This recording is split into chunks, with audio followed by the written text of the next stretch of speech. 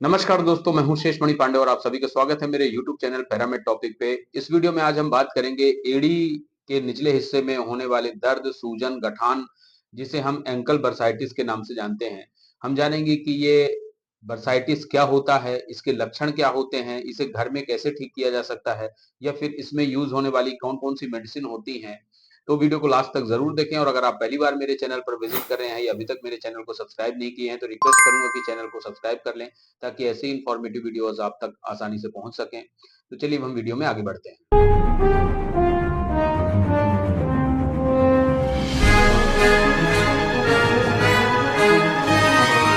हम सबसे पहले जानते हैं कि बर्साइटिस क्या होता है। तो बर्साइटिस को समझने के लिए सबसे पहले हमें जानना जरूरी है कि ये बरसाई क्या होते हैं। बरसाई एक तरह से लिक्विड से भरे एक सैक्स होते हैं, यानी कि थैली नुमा संरचनाएं होती हैं जो एक तरह से एक प्रेशर क्रिएट करके रखती हैं और कुशन का काम करती हैं।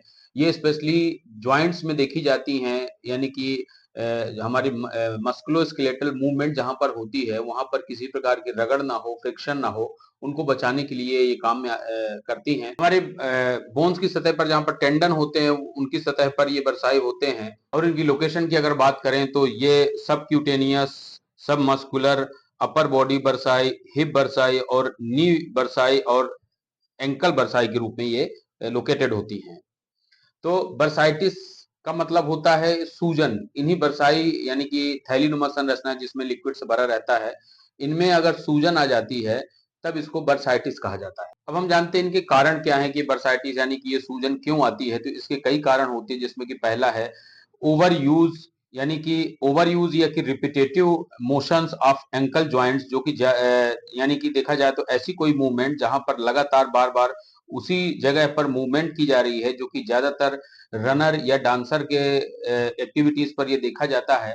तो उस कारण से उसी जगह पर बार बार फ्रिक्शन होता है, उस वजह से वहां पर सूजन आ जाती है। दूसरा कारण है ट्रॉमा। ट्रॉमा यानी कि किसी भी तरह की चोट लगना या इंजरी हो जाना, उसके कारण से भी उस जगह पर ये जो कुशंस के तौर पर होते हैं बरसाई, उनमें इन्फ्लेमेशन आ जाता है जो कि दर्द और सूजन दोनों का कारण बनाते हैं। तीसरा कारण है मेडिकल कंडीशन। मेडिकल कंडीशन मतलब कुछ ऐसी क्रॉनिक डिसीज होती है इन्फ्लेमेटरी, जैसे कि आपको गाउट का प्रॉब्लम है या अर्थराइटिस का है, तो ये भी उस जगह पर अगर आपका प्रेशर क्रिएट कर रहे हैं एक तरह से, तो ये एंकल में भी आपका ये गाउट या अर्थराइटिस की वजह से स्वेलिंग बढ़ा सकते हैं, इन्फ्लेमेशन बना सकते हैं और साथ में दर्द महसूस होता है। अगला कारण है इन अप्रोप्रिएट फुट वियर, यानी कि पुअरली फिटिंग शूज अगर आप पहनते हैं तो वो शूज एक तरह से प्रेशर बनाते हैं एंकल पे और धीरे धीरे वो प्रेशर बनाने की वजह से उनमें स्वेलिंग और पेन बढ़ जाता है। अब हम जानते हैं कि ये बर्साइटिस का डायग्नोस कैसे होता है। तो बर्साइटिस के डायग्नोस के लिए आपके जो ऑर्थोपेडिक सर्जन होते हैं वो आपसे आपकी मेडिकल हिस्ट्री को पूछते हुए आपके दर्द,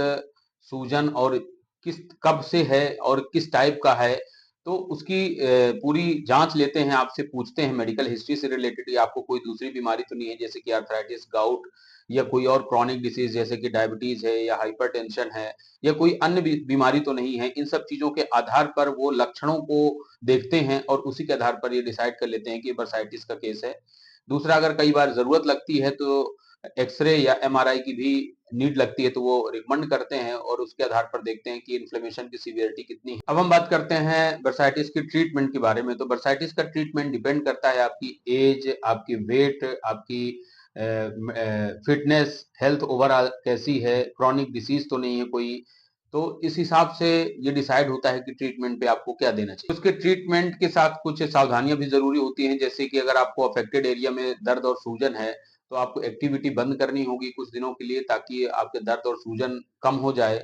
दूसरा, उसमें सूजन वाले एरिया में आपको आइस अप्लाई करनी है, यानी कि बर्फ से सिकाई करना है, जिससे कि दर्द और सूजन में काफी राहत मिलती है। एंटी इन्फ्लेमेटरी और एनाल्जेसिक मेडिसिन जैसे कि एनसेड्स की कैटेगरी की कुछ ड्रग हैं, जैसे कि इटोरिकॉक्सिब है, डाइक्लोफेनेक है या सिक्लोफेनेक पैरासिटामोल कॉम्बिनेशन है, नेप्रोक्सेन है। इस तरह की जो पेन किलर्स हैं उन्हें आप यूज कर सकते हैं। साथ में कुछ स्टेरॉइड भी यूज किया जाता है वो पेशेंट की मेडिकल कंडीशन को देखते हुए, जैसे कि प्रेडनिसोलोन, डेफ्लाजोकॉर्ड है, जो कि आपके अंदरूनी सूजन को कम करने में हेल्पफुल होती हैं। दूसरा, आपके एंकल यानी कि एड़ी में किसी प्रकार का अननेसेसरी प्रेशर क्रिएट ना हो, इसलिए इस बात का ध्यान रखें कि आप जो भी शूज पहने वो प्रॉपरली फिटिंग का हो। साथ ही आप कुछ दूसरे ऑर्थोस्टिक वियर भी आप यूज कर सकते हैं, पहन सकते हैं, ताकि उनको सपोर्ट मिले। बहुत ज्यादा होने पर, बहुत ज्यादा दर्द और सूजन अगर है तो उस कंडीशन में कई बार कॉर्टिकोस्टेरॉइड के इंजेक्शन भी यूज किए जाते हैं।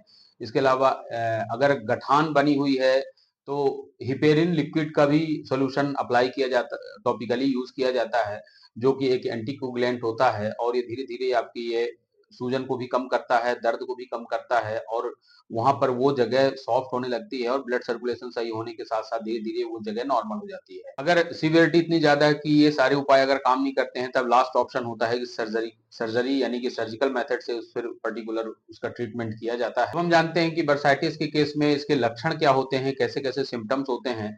तो इसमें सबसे पहला जो लक्षण होता है वो दर्द के साथ सूजन होना, कई बार हल्का रेड या ब्राउन कलर का हो जाता है, एक गांठ जैसी भी महसूस होने लगती है, स्टिफनेस फील होती है, और चलने फिरने में काफी दर्द का अनुभव होता है। ये दर्द का अनुभव अगर उस जगह को प्रेस किया जाए, किसी प्रकार का प्रेशर क्रिएट किया जाए, तो वो बढ़ जाता है। वो जगह कई बार गर्म होती है, लाल हो सकती है। तो ये इसके कुछ सिम्टम्स होते हैं। तो ये थी सारी जानकारी बर्साइटिस के बारे में। तो हमने जाना कि इसके लक्षण क्या होते हैं, इसे इसका ट्रीटमेंट क्या है।